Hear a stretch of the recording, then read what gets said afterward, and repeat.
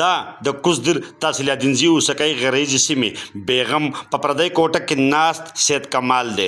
د چا درې کمرې کور چې په قامي ویش کې د مخالف فریق په حصه کې راغلی غورځولی شوی دی چې ورسره سم سید کمال د خپلو ماشومانو بچو کور سامان بیابان پاتې غم اخته شوی دی. زما دلته 14 کاله وشو، خو دا خبره دا وه چې زما سره هېڅ کار نه و، زما د نیکانو سره به کار و. زه تللی وم غره ته، غره ته کې راته دستۍ کې ټلیفون وشو، کسان راله او کوټه یې لږ روانه کړله.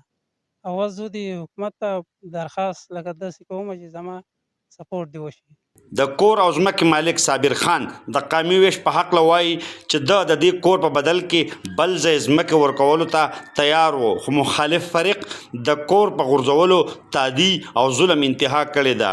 په دې بیغم کې د زما سره چې کومه واقعه وشوه، د 80 کالو نه زما سره دا ځمکه په قبضه کې وه. د 80 کالو نه په دې باندې زه قابض وم. د 50 کالو نه په زما کور جوړ و. د 15 شپږ اووه فقیران په دې باندې عدل بدل شو. د 15 14 کالو نه پکې دا سړی اوسېږي. ما د دې قوم یو تقسیم راغی، د دې قوم چې تقسیم راغی نو ما ورته دا خبره وکړه، په دې قشتام کې موږ لیکل دا کړي دي چې د دې په بدل کې به د آبادۍ په بدل کې به تبادله ورکوو. ما تبادله ورکوله. په دې ټیم کې لکه دیو زما سره 15 ورځې یوه ورځې صبر یې راته ونه کړو، 2 ورځې صبر یې راته ونه کړو چې هله سړی وباسي او که نه کور خالي کړي. د دې نه زه چې خبرېدم نو دوی لاړه او زما هغه سړی در په در کو، خاورې په سر یې کو، کور یې وران کو، سړی له به بېدیا کو. ما ته سړي ټلیفون وکړو چې یاره وروره راشه کور روانېږي. وروره زما سره نه څه زور و، نه را سره څه قانون و، یو شی هم را سره نه و. زه لاړم د حکومت ته لاړم، تاڼې ته لاړم او د نن د دې ساعته پورې زما FIR هم ونه شو، فریاد زما هم نه اورېدل کېږي.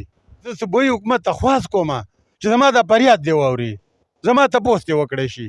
د اوسکۍ د ځمکو او غر په قامي ویش چې د قامي مشرانو فیصله هر څه وه، خو د غریب سید کمال او هغه بچو نه د چت سوری اخیستل د ظلم انتها ده. باید چې د سید کمال سره شوي ظلم تپوس وشي. محمد اسرار، خیبر نیوز، اوسکۍ، کوزدر.